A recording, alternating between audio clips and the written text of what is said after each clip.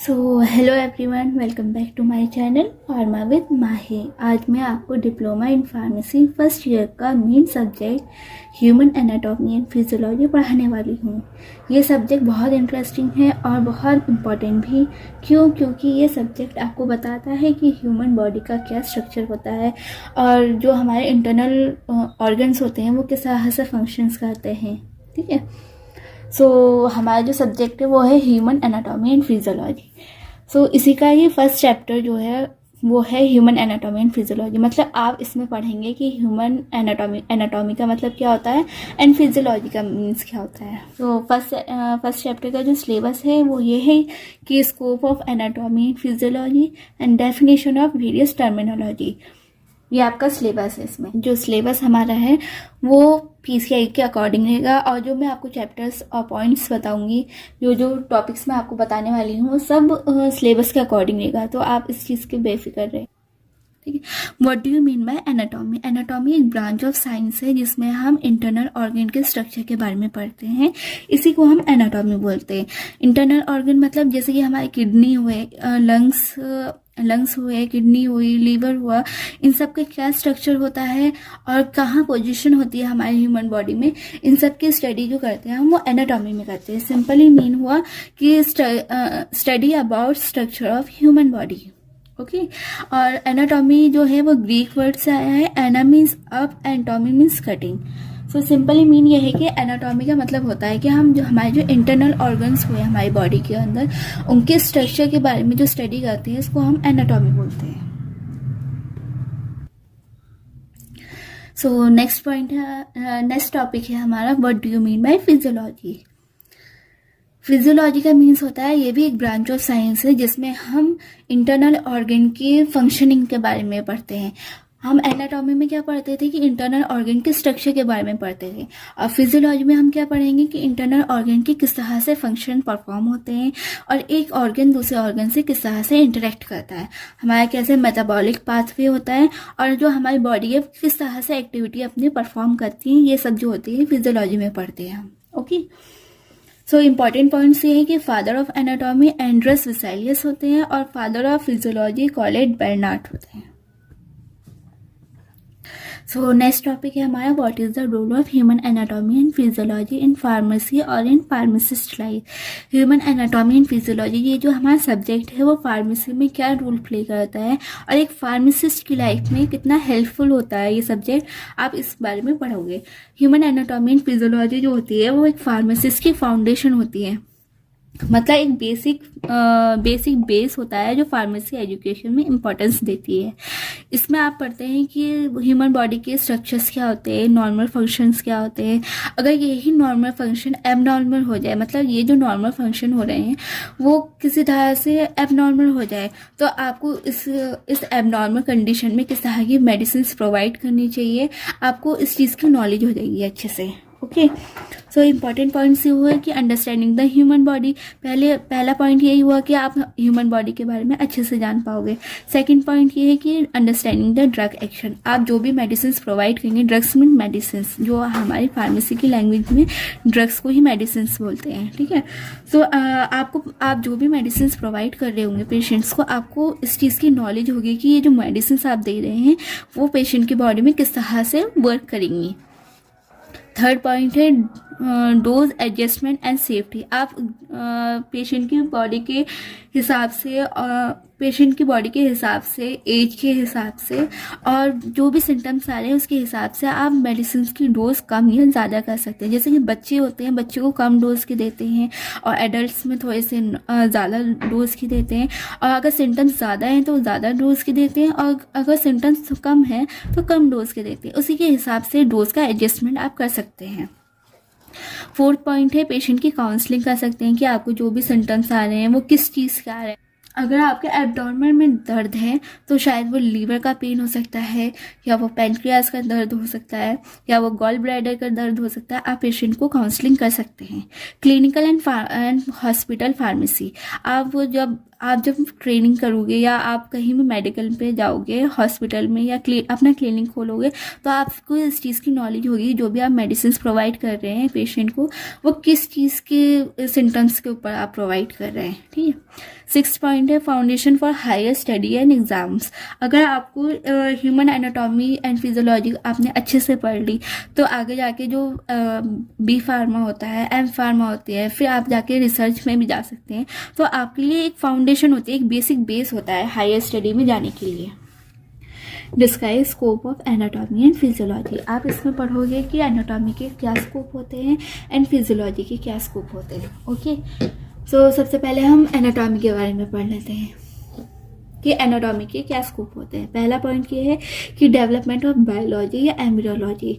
इसमें आप स्टडी करते हैं कि जो हमारे सेक्सुअल गैमेट्स होते हैं, जो स्पर्म्स होते हैं, ओवा होते हैं, वो किस तरह से फर्टिलाइज होते हैं, फर्टिलाइज होके एक पूरा एम्ब्रियो जब बन जाता है तो उसमें क्या स्ट्रक्चर चेंजेस आते हैं और क्या स्ट्रक्चर डेवलपमेंट आते हैं, इन सब की स्टडी करते हैं आप डेवलपमेंट ऑफ बायोलॉजी, या हम इसको कह सकते हैं एम्ब्रियोलॉजी में। ठीक है। अब इसका जो सीक्वेंस होती है वो होता है कि गैमेट्स फॉर्मेशन, पहले गैमेट का फॉर्मेशन होता है, फिर उसका फर्टिलाइजेशन, गैमेट्स कौन से हुआ है, स्पर्म एंड ओवा, स्पर्म्स एंड ओवा का फॉर्मेशन होता है, फिर उन दोनों का फर्टिलाइजेशन होता है फॉलोपियन ट्यूब्स में, फिर वो इम्प्लांटेशन होता है, फिर वो एम्ब्रियो फॉर्मेशन होता है, फिर वो फॉर्टिस डेवलपमेंट, पूरा बेबी जो होता है वो डेवलप्ड हो जाता है। तो इस पूरे प्रोसेस में कितनी स्ट्रक्चर चेंजेस आए हैं और कितनी स्ट्रक्चर डेवलपमेंट हुए हैं, इन सब की स्टडी करते हैं हम development of biology and embryology में। सेकेंड स्कोप है इसमें सेल बायोलॉजी। सेकेंड स्कोप है इसमें सेल बायोलॉजी। सेल का मतलब क्या होता है, सेल हमारी बॉडी का एक structure and fundamental unit of life है। मतलब जैसे हमारा घर है, पूरा हमारा घर जो होता है वो एक एक ईंट से बना है, एक एक ब्रिक से बना है। सो ऐसे ही हमारी ह्यूमन बॉडी है, हमारी ह्यूमन बॉडी एक एक सेल से बनी है। सो सेल को सबसे स्मॉलेस्ट यूनिट बोला गया है हमारी ह्यूमन बॉडी में। So cell is the structure and functional unit of life. और सेल के किस तरह का स्ट्रक्चर चेंजेस होते हैं, क्या डेवलपमेंट ऑफ सेल्स होते हैं, इन सब की स्टडी करते हैं हम सेल बायोलॉजी में।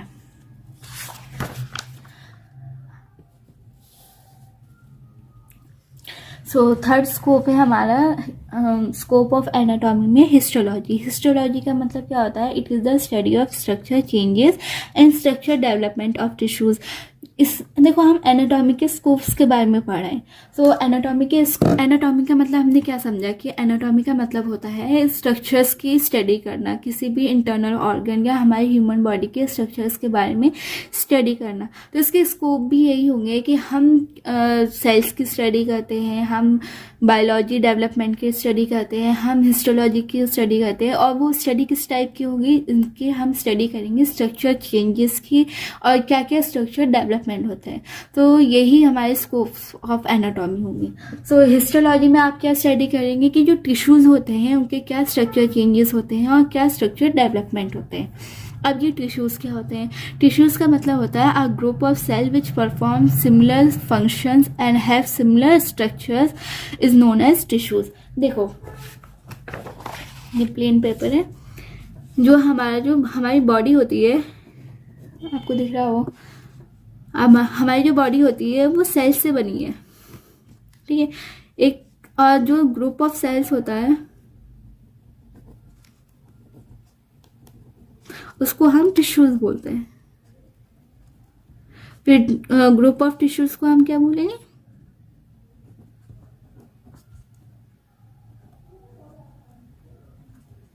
हम बोलते हैं ऑर्गन। और ग्रुप ऑफ ऑर्गन को हम बोलते हैं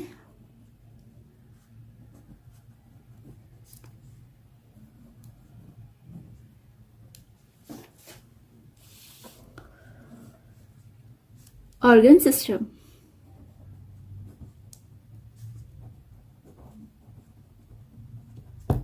ओके। सो हमने पहले सेल्स की स्टडी के बारे में पढ़ा था, हिस्टोलॉजी। अब हम पढ़ते हैं टिश्यूज़ की स्टडी के बारे में। सो टिश्यूज़ यही हुए कि ग्रुप ऑफ सेल्स, जो बहुत सारे ग्रुप ऑफ सेल्स होते हैं जो सिमिलर स्ट्रक्चर के होते हैं एंड सिमिलर फंक्शंस के होते हैं, इसको हम टिश्यूज़ बोलते हैं। और टिश्यूज़ के स्ट्रक्चर चेंजेस को, स्ट्रक्चर डेवलपमेंट को स्टडी जो करते हैं हम उसको हिस्टोलॉजी कहते हैं, जो स्कोप ऑफ एनाटॉमी में आता है। ठीक है।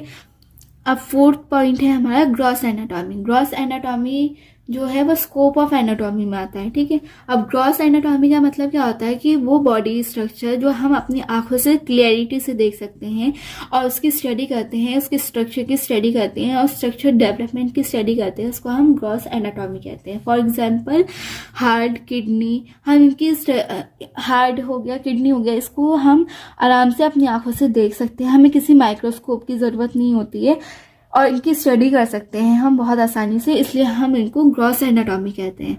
और ग्रॉस एनाटॉमी को हम मैक्रोस्कोपिक एनाटॉमी भी कहते हैं। मैक्रोस्कोपिक एनाटॉमी सिंपली मीन है हम बिना किसी माइक्रोस्कोप की हेल्प से हम किसी भी ऑर्गन की स्टडी कर रहे हैं, उसके स्ट्रक्चर की स्टडी कर रहे हैं, इसको हम ग्रॉस एनाटॉमी कहते हैं।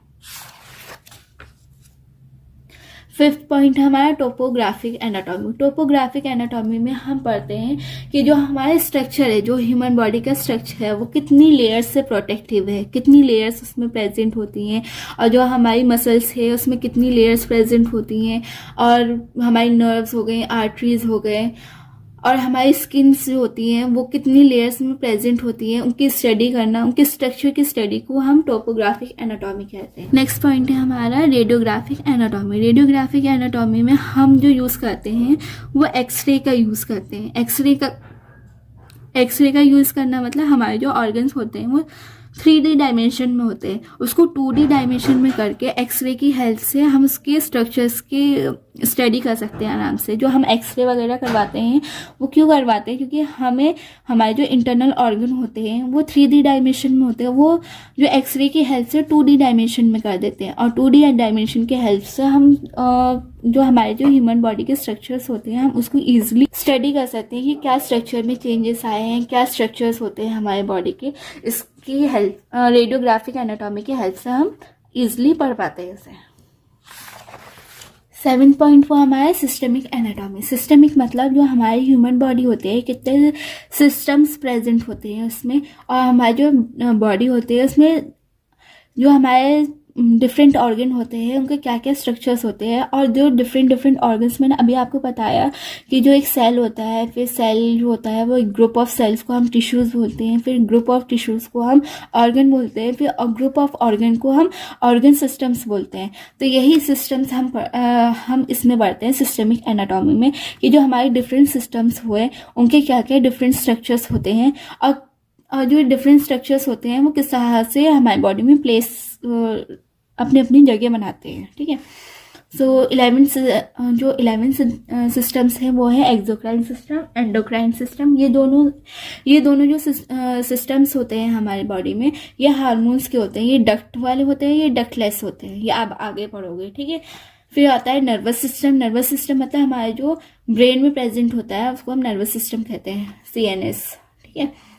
और फिर हमारा लिम्फ सिस्टम, लिम्फेटिक सिस्टम, हम लिम्फ सिस्टम या इम्यूनो सिस्टम्स भी बोल सकते हैं, जैसे muscular system, skeleton system, respiratory system, circulatory system, digestive system, और हमारा urinary system and reproductive system. ये सब जो होता है हमारे ह्यूमन बॉडी में प्रेजेंट होते हैं, और इनके जो स्ट्रक्चर्स होते हैं वो बिल्कुल डिफरेंट होते हैं। तो इन सबके स्ट्रक्चर की स्टडी को हम सिस्टमिक एनाटॉमी कहते हैं। तो ये 7 स्कोप्स थे हमारे एनाटॉमी में। अब आता है हमारा next point, branch of physiology. अब हमने पढ़ा है कि एनाटॉमी के क्या क्या स्कोप होते हैं। सिंपली स्कोप में हमने पढ़ा है कि जो जो ऑर्गन्स होते हैं हमारे उनके किस टाइप के स्ट्रक्चर चेंजेस आते हैं, और उन्हीं की स्टडी को हम एनाटॉमी बोलते हैं, ओके। अब फिजियोलॉजी का मतलब क्या हुआ? फिजियोलॉजी का मीन्स भी यही होता है कि ब्रांच ऑफ साइंस जिसमें हम ह्यूमन बॉडी के ऑर्गन्स के फंक्शनिंग के बारे में पढ़ते हैं कि किस टाइप के फंक्शंस होते हैं और एक ऑर्गन दूसरे ऑर्गन से किस तरह से इंटरेक्ट करता है, ओके। सो पहला फंक्शन हुआ हमारा सेल फिजियोलॉजी। अब हमने सेल बायोलॉजी में एनाटॉमी में पढ़ा था क्योंकि सेल के स्ट्रक्चर कैसे होते हैं।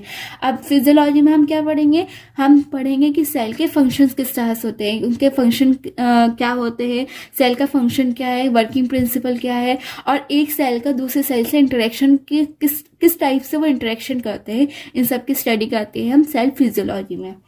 सेकेंड पॉइंट है हमारा एंडोक्राइनोलॉजी, ठीक है। इसमें पढ़ते हैं एंडोक्राइन मतलब होता है कि हमारे जो हार्मोन्स होते हैं, जो डक्ट वाले हार्मोन्स होते हैं, उनको हम एंडोक्राइन कहते हैं। और ये जो हार्मोन्स के सब्सटेंस होते हैं, उनके क्या फंक्शंस होते हैं, वो किस तरह से इंटरेक्ट करते हैं, उसको हम एंडोफिजियोलॉजी भी बोलते हैं। ओके, मतलब सिंपली मीन है कि हम इसमें पढ़ेंगे कि जो हमारे बॉडी के ऑर्गन्स होते हैं या हमारे जो हार्मोन्स होते हैं, उनके क्या फंक्शंस होते हैं। फिजियोलॉजी का सिंपली मीन है कि आप क्या, जिस चीज़ के बारे में आप पढ़ रहे हैं, सेल के बारे में पढ़ रहे हैं, आप टिश्यूज़ के बारे में पढ़ रहे हैं, आप ऑर्गन के बारे में पढ़ रहे हैं, आप किसी हार्मोन्स के बारे में पढ़ रहे हैं, तो उनके क्या सिम्टम्स, क्या फंक्शंस होते हैं, सॉरी सिम्टम्स नहीं होते, क्या फंक्शंस होते हैं एंड कैसे वो रेगुलेट होते हैं। ओके, तो थर्ड पॉइंट है हमारा न्यूरोफिजियोलॉजी। न्यूरोफिजियोलॉजी का सिंपली मीन है हम स्टडी ऑफ नर्व सेल्स, और नर्व सेल्स किस तरह से फंक्शन करते हैं उसको हम न्यूरोफिजियोलॉजी भी बोलते हैं, ठीक है। इसको सिंपल दूसरी लैंग्वेज में हम बोल सकते हैं मैसेंजर ऑफ फिजियोलॉजी। मतलब न्यूरोफिजियोलॉजी का मतलब है जो हमारे नर्व सेल्स होते हैं, जो हमारे न्यूरॉन्स होते हैं, उनके क्या फंक्शंस होते हैं, और वो एक न्यूरॉन दूसरे न्यूरॉन को किस तरह से मैसेज ट्रांसफर करते हैं। फोर्थ पॉइंट हुआ हमारा इम्यूनोलॉजी। इम्यूनोलॉजी का मीन्स हुआ जो हमारे डिफेंसिव मैकेनिज्म होता है हमारे बॉडी के, वो डिजीज़ के अगेंस्ट किस तरह से वर्क करता है, और उन्हें कैसे पता चलता है कि ये डिजीज़ या कोई माइक्रो ऑर्गेनिज्म या कोई पैथोजन आ रहा है हमारे बॉडी में, तो उनको किस तरह से डिफेंस करना, मतलब उनसे किस तरह से फाइट करनी है, कैसे फंक्शंस होते हैं, इन सब की स्टडी को हम इम्यूनोलॉजी बोलते हैं। ओके, फिफ्थ पॉइंट हुआ हमारा कार्डियोवास्कुलर फिजियोलॉजी। कार्डियो मीन्स जो हमारे हार्ट की स्टडी करते हैं, हम उसको कार्डियो कहते हैं। और वेस्कुलस मीन्स जो हमारे ब्लड वेसल्स होती हैं, जो पूरे हार्ट के सर्कुलेशन में हेल्प करती हैं, इसको हम कार्डियोवास्कुलर सिस्टम कहते हैं, ठीक है। तो कार्डियोवास्कुलर सिस्टम में हम पढ़ते हैं कि जो हमारे हार्ट की स्टडी हमारा जो हार्ट है, हमारी ब्लड वेसल्स है, वो किस तरह से वर्क करती हैं, किस तरह से फंक्शंस परफॉर्म करती हैं, क्या क्या उनके जो फंक्शंस करने का तरीका वो किस टाइप का है, उसकी स्टडी को हम कार्डियोवास्कुलर फिजियोलॉजी बोलते हैं। पॉइंट हुआ हमारे रेस्पिरेटरी फिजियोलॉजी। रेस्पिरेटरी फिजियोलॉजी में हम पढ़ते हैं कि जो हमारे लंग्स है वो किस तरह से फंक्शन परफॉर्म करते हैं, और जो लंग्स के साथ साथ हमारे एयर पैसेज वे होते हैं, मतलब ट्राइचिया हुआ, हमारे ब्रॉन्चीज हुए, हमारे एल्वोली हुई, वो किस तरह से फंक्शन परफॉर्म करती हैं, उसको हम रेस्पिरेटरी फिजियोलॉजी बोलते हैं। सेवन पॉइंट हुआ रीनल फिजियोलॉजी। रीनल फिजियोलॉजी मतलब जो हमारे kidney, uterus, urinary bladder, urethra, ये सब जो होते हैं, जो हमारे ब्लड को एंड जो यूरिन का प्रोडक्शन करते हैं, इन सब के जो इन सब का जो फंक्शंस होता है वो किस टाइप का होता है, क्या वर्किंग प्रिंसिपल होता है, इसमें हम रीनल फिजियोलॉजी में पढ़ते हैं। Pathology, study of function change during the disease condition and ageing is called pathology. Pathology का सिंपली मीन ये होता है कि जो भी हमें डिजीज हुई है, मतलब कोई भी पेशेंट को कोई भी डिजीज हुई है, उसके क्या फंक्शन चेंजेस आए, मतलब किसी को डायबिटीज़ हुए हैं तो क्या क्या चेंजेस आए उसके बॉडीज़ में, क्या क्या सिम्टम्स आए, उनकी स्टडी करते हैं इसमें, ठीक है। और जो एज के साथ साथ जो हमारे ऑर्गन्स होते हैं वो कम वर्क करना स्टार्ट होते हैं और इम्यून सिस्टम हमारा थोड़ा स्लो हो जाता है, इन सब की स्टडी को हम पैथोलॉजी कहते हैं कि हमारे जो फंक्शन चेंजेस, हमारे जो बॉडी के फंक्शन चेंजेस आ रहे हैं, उनको किस तरह से चेंजेस आ रहे हैं, और उसी की स्टडी को हम पैथोलॉजी बोलते हैं। सो नेक्स्ट टॉपिक है हमारा define various terminology used in anatomy. Anatomy का मतलब जो हमारी ह्यूमन बॉडी है, उनके स्ट्रक्चर के बारे में जो हम स्टडी करते हैं, इंटरनल हो या बाहर का हो, उसकी स्ट्रक्चर की अगर स्टडी कर रहे हैं तो हम उसको एनाटॉमी बोलते हैं। अब इसमें जो है जो टर्मिनोलॉजीज़ है, मतलब हमारे जो बॉडी है उनको डिवीज़न किया गया और डिवाइड करके उनके अलग अलग टर्म्स में नेम्स दे दिए, उन्हीं नेम्स को हम स्टडी करते हैं। ओके, सो पहला है हमारा एंटीरियर। एंटीरियर को हम वेंट्रल भी बोलते हैं। वेंट्रल मतलब डायरेक्शन टूवर्ड्स फ्रंट। जो हमारी ह्यूमन बॉडी है उसके जो फ्रंट साइड को हम एंटीरियर बोलते हैं। मतलब अगर ये आप समझ लीजिए ये एक ह्यूमन बॉडी है और इसकी जो फ्रंट साइड है, फ्रंट साइड में ये मान लेती हूँ, बैक मैं ये मान लेती हूँ। ओके, जो फ्रंट साइड है इसकी फ्रंट साइड को हम बोलेंगे एंटीरियर। एंटीरियर बोल सकते हैं या वेंट्रल बोल सकते हैं, दोनों में से कुछ भी बोले चलेगा।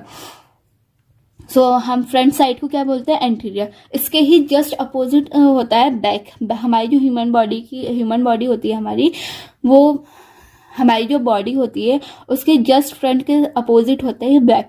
अब बैक को हम करते हैं बैक को हम कहते हैं पॉइस्चर, पॉइस्चर मतलब डॉर्सल, पीछे की साइड को हम कहते हैं पॉइस्चर, आगे की साइड को हम कहते हैं एंटीरियर। एंटीरियर का मतलब होता है वेंट्रल, हम वेंट्रल भी बोल सकते हैं, और पॉइस्चर जो होता है उसको हम डॉर्सल भी बोलते हैं। इनके दो नाम होते हैं, आप इन दोनों में से कोई सा भी नाम लोगे आप इन दोनों में से कोई सा भी नाम लोगे, दोनों का मीन्स एक ही होगा, ठीक है। एंटीरियर मतलब होता है फ्रंट साइड, फ्रंट साइड को हम वेंट्रल भी बोलते हैं, ठीक है। और जो बैक साइड होगा हमारा पॉइस्चर, पॉइस्चर को हम बैक साइड को हम बोलते हैं पॉइस्चर, पॉइस्चर को हम डॉर्सल भी बोलते हैं, ओके। अब आता है नेक्स्ट पॉइंट हमारा सुपीरियर या क्रेनियल। क्रेनियल मतलब होता है जो हमारा स्कल है, जो हमारा ब्रेन है, वो जो कवर्ड होता है वो क्रेनियल लेयर से कवर होता है, तो उसको हम क्रेनियल बोलते हैं। मतलब सुपीरियर मतलब होता है अपर साइड, जो हमारे हेड या नेक होता है। आप इसको समझिए कि ये ह्यूमन बॉडी है, ओके। अब इसकी ये यहाँ तक जो ये नेक है, नेक तक, इसको हम बोलेंगे सुपीरियर। नेक तक जो होता है वो ऊपर का पार्ट होता है, ऊपर के पार्ट को हम बोलते हैं सुपीरियर। इसी के जस्ट अपोजिट जो होता है नीचे, नेक से नीचे तक, उसके नेक से नीचे तक हम बोलेंगे इंफीरियर, ठीक है। नेक से अपर साइड को हम बोलेंगे सुपीरियर, ये आपको याद करने होंगे इनके नेम। और नेक के नीचे के साइड को हम बोलेंगे इंफीरियर। और ये आगे भी चैप्टर्स में बहुत काम आएंगे, जब आप ब्लड का सर्कुलेशन पढ़ेंगे, कार्डियोवास्कुलर सिस्टम पढ़ेंगे, हार्ट का फंक्शन पढ़ेंगे, तो ये सुपीरियर और इन्फीरियर जरूर आता है वहाँ पे एक वर्ड।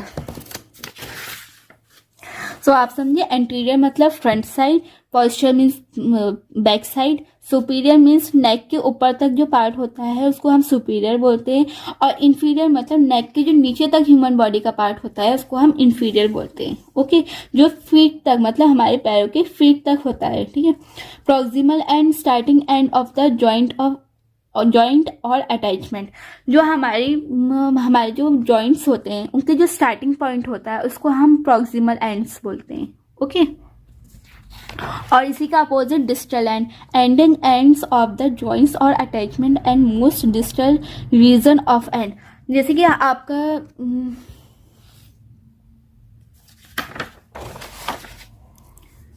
आप ये समझिए कि ये एक बोन है, ठीक है, और ये बोन दूसरे बोन से अटैच्ड है, ठीक है। तो यहाँ की जो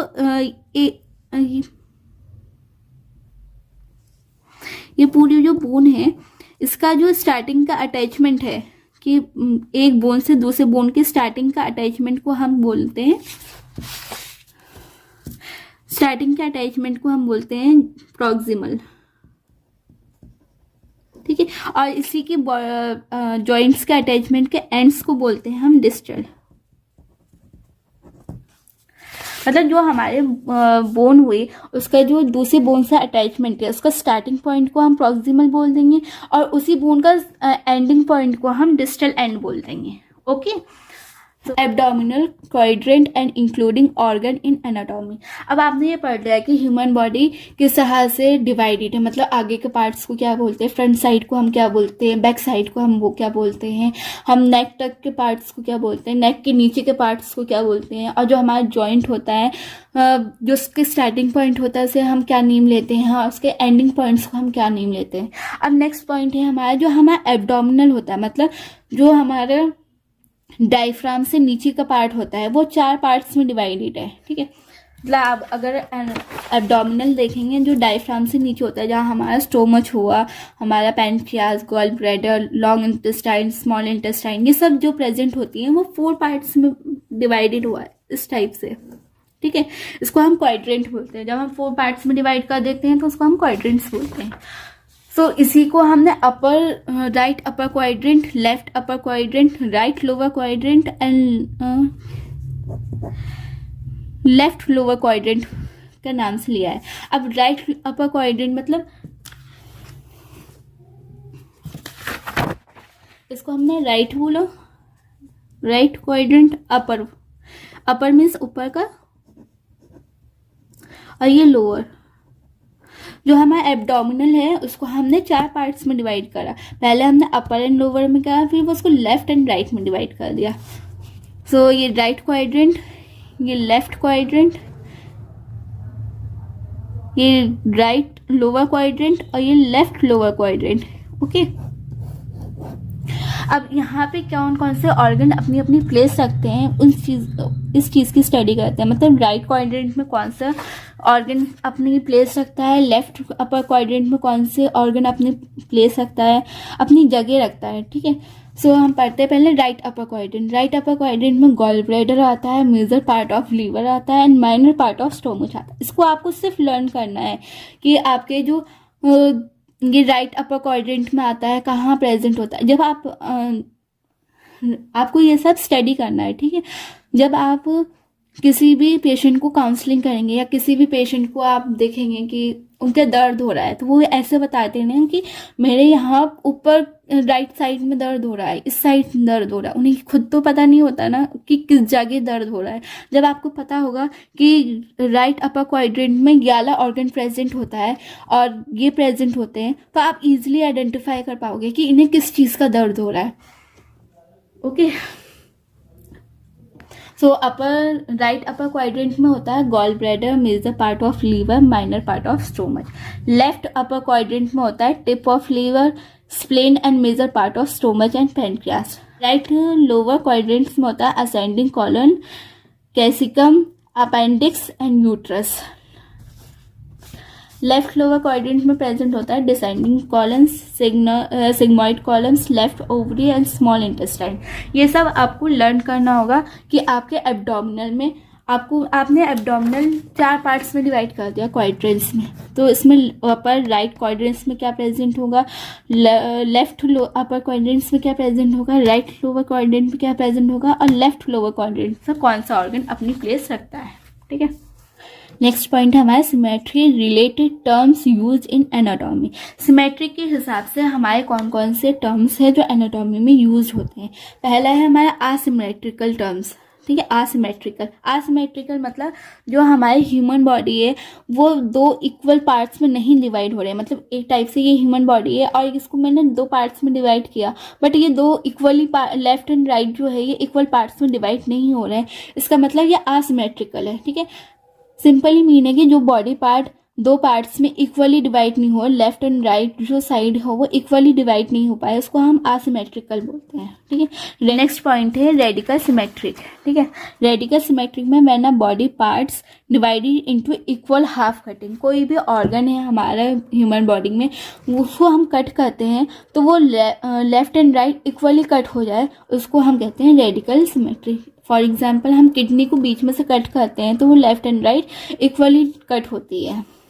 नेक्स्ट पॉइंट है हमारा bilateral symmetry. When a body parts divided into 2 equal half by cutting any one radial plane. मतलब किसी भी एक रेडियल प्लेन से, मतलब या तो हम left and right equally cut कर दें या हम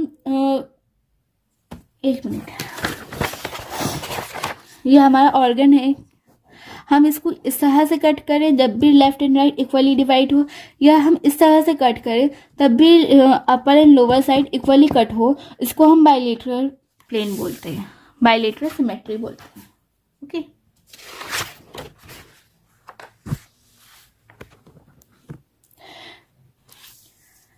लास्ट टॉपिक है हमारा abdominal region and including organ of pelvic cavity. अब इसमें कैविटी का मतलब क्या होता है? कैविटी का मतलब होता है खाली जगह। जो हमारे ह्यूमन बॉडी में खाली स्पेस प्रेजेंट होती है, उस स्पेस में कौन कौन से ऑर्गन्स प्रेजेंट होते हैं और उन ऑर्गन्स की किस तरह से वहाँ पे पोजीशंस हुई है, उन सब की स्टडी करते हैं हम। ठीक है, सो पहला है हमारा एब्डोमिनल कैविटी। एब्डोमिनल कैविटी जो होती है हमारी लेटरी अटैच टू द, मतलब चारों तरफ से जो होती है वो बॉडी वॉल से अटैच होती है और पीछे के साइड से वो पेल्विक कैविटी से अटैच होती है।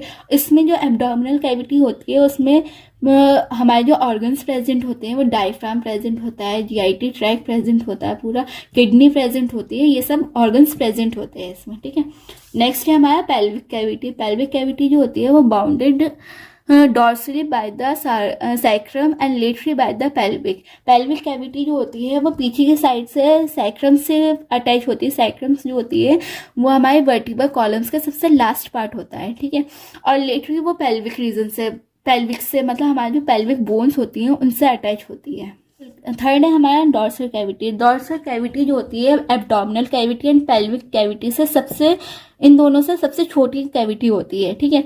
ये जो प्रेजेंट होती है वो क्रेनियल एंड स्पाइनल कॉर्ड के पास प्रेजेंट होती है। मतलब क्रेनियल कैविटी या स्पाइनल कैविटी को ही हम डॉर्सल कैविटी बोलते हैं। ये हमारी ह्यूमन बॉडी की पीछे की साइड प्रेजेंट होती है। तो क्रेनियल कैविटी मतलब ब्रेन पॉइस्चर एंड स्पाइनल कॉर्ड जो होता है वो हमारे बिल्कुल बैक साइड में प्रेजेंट होते हैं, इसलिए हम इसको डॉर्सल कैविटी बोलते हैं। फोर्थ है हमारा थायरोसिक कैविटी। थायरोसिक कैविटी जो होता है present ventrally on upper side of the body chest cavity. मतलब जो हमारी ह्यूमन बॉडी है उनके सामने फ्रंट साइड में जो प्रेजेंट होती है उसको हम थोरेसिक कैविटी बोलते हैं। थोरेसिक कैविटी में जो प्रेजेंट होता है हमारा चेस्ट प्रेजेंट होता है, जिसमें हम लंग्स प्रेजेंट होते हैं, हमारा हार्ट प्रेजेंट होता है, हमारे स्टर्नम्स प्रेजेंट होते हैं, हमारा ट्रेचिया प्रेजेंट होता है इसमें। ये सब थायरोसिक कैविटी में प्रेजेंट होता है। अगर आप इस चैप्टर के नोट्स चाहते हैं तो मेरे टेलीग्राम चैनल को ज्वाइन कर लीजिए, वहाँ आपको सारे नोट्स फ्री में मिल जाएंगे। देखते हैं नेक्स्ट वीडियो में। Till then take care and bye bye.